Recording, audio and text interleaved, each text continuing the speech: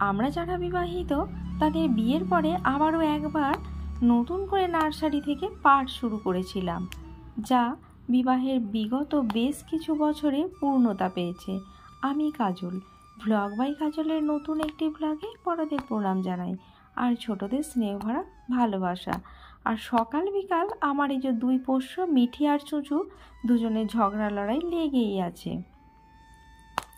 আর যেটা বলছিলাম, দেখবেন মেয়েরা বাপের বাড়িতে এত সংসারের মার প্যাঁচ এত কিছু বোঝে না।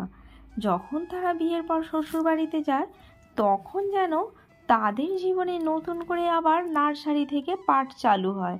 সেখানে তারা কিছুই বোঝে না, যে যা বলে মুখ বুজে সহ্য করে যায়, কিছু করারও থাকে না। কারণ সেই নার্সারির শিশুরা যেমন কিছু জানে না, যে যা বলে সহ্য করে যায়, চুপচাপ মেনে নেয়। আস্তে আস্তে যেমন নার্সারি শিশুরা একটু একটু শিখতে শিখতে বড় হয়ে যায়, তেমনি বিবাহিত মেয়েরাও একটু একটু করে ওই সংসারের মার প্যাঁচ শিখতে শিখতে বুঝে যায় যে কোন সংসারের মার প্যাঁচ কেমন।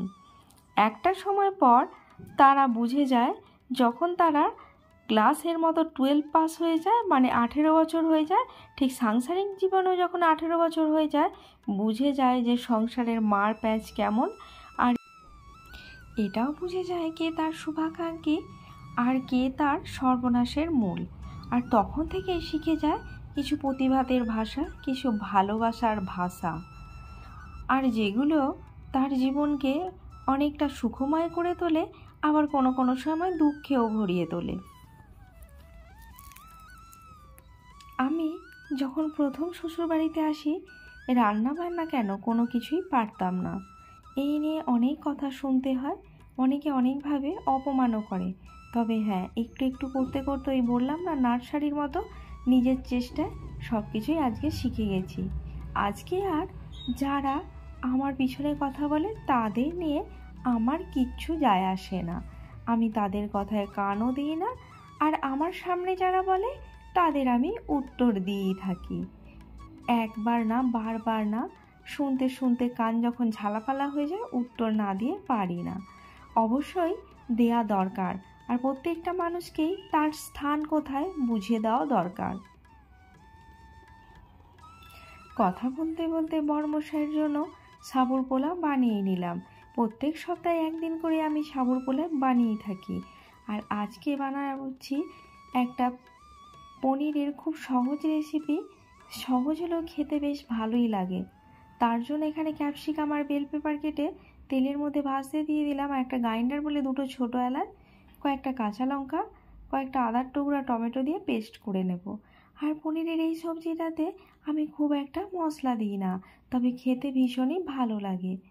আর কেন ক্যাপসিকামগুলো আগে ভেজে নিলাম আপনাদের বলে দিচ্ছি। পনির ভাজার আগে কড়ায় তেলের মধ্যে কিছু একটু ভেজে নিলে কড়ায় পনির ছিটকে যাওয়ার ভয় থাকে না। দেখেছেন একটা পনিরও চেটায়নি। তো পনিরগুলো হালকা ভাজা হয়ে গেছে, তুলে নিই। আর এদিকে কুমড়ো সজনে একটা সবজিটাও হয়ে গেছে, এটাও নামিয়ে নিই।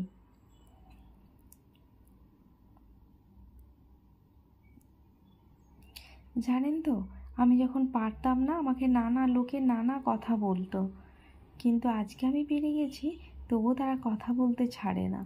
এখন ভীষণ কষ্ট লাগে, মাঝে মাঝে উত্তরও দিয়ে দিই।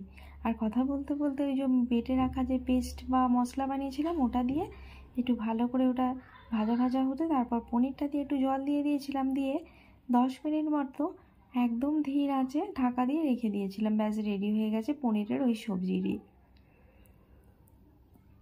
চলুন বড়মশাইয়ের টিফিন বক্সটা প্যাক করে নিই। রান্না বান্না তো হয়েই গেল। আর এই যে ওর সকালবেলা ব্রেকফাস্টের জন্য দিয়ে দিয়েছি সাবুদানার পোলাও। আজকে জানেন দই শেষ হয়ে গেছে, এই পাশের দোকান থেকে এনেছি। এখানে জানেন এই লোকাল দোকানে দইগুলো কিনলে এই দইয়ের পাউচে দইটা এত ঢিলা হয় যে খুব পাতলা, একদম থিকনেস নেই বললেই চলে। আর তারপরে এই যে ফলের মধ্যে বাঙ্গি, শসা, ডালিম আর তরমুজ দিয়ে দিলাম। ব্যাস এই টিফিন বক্সগুলো প্যাক হয়ে গেল। চলুন লাঞ্চের টিফিন বক্সটাও আপনাদের সাথে গল্প করতে বলতে প্যাক করে নিই। আর এই যে ভাত দিয়ে দিচ্ছি, ভাতের পরিমাণটা কম দিই, ঠিক ততটা পরিমাণই সবজিও, ততটা কেন বলবো, তার দ্বিগুণ পরিমাণ সবজি দিয়ে দিই, জানেন তো সুগার পেশেন্টদের ভাত খাওয়ার থেকে বেশি করে সবজি খেয়ে যদি পেট ভরাতে পারে তাহলে এতটা সুগারের ওষুধ নিতে লাগে না। আর এই যে নিচের টিফিন বক্সটা একটা ডিমের অমলেট, পনির আর তার ওপরেরটায় কুমড়ো সজনাটা সবজি দিয়ে দিলাম। চলুন ঢাকনাটা আটকে ব্যাগের মধ্যে দিয়ে দিই। আর জানেন তো আমার যখন বিয়ে হয়ে আসি আমি কিছুই রান্নাবান্না করতে পারতাম না। মাছ ভাজতে গিয়ে অর্ধেক ভেঙে ফেলতাম।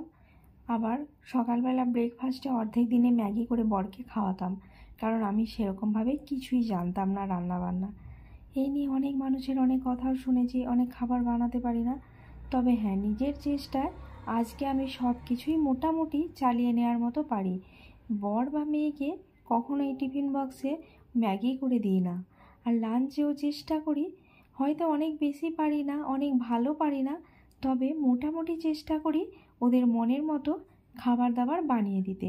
আবার ওই সব একটা এক করে একটু রেস্ট নিয়ে বিকালবেলা দেখি চুঁচু আর মিঠি দুজনে আবার ওই স্ট্যান্ডের ওপর উঠে বসে আছে আর দুজনে ঝগড়ালাই করছে। তারপর চুঁচু দেখেছে আমি একটু বসে আছি, এসে যে গায়ের ওপর উঠে বসে আছে।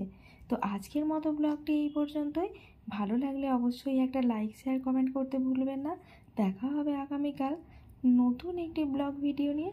ততক্ষণ বাই বাই বন্ধুরা। আর হ্যাঁ, আপনারা অবশ্যই সুস্থ থাকবেন, ভালো থাকবেন আর আমাকে সাপোর্ট করবেন, এইটুকু তো আশা করতেই পারি। Bye bye.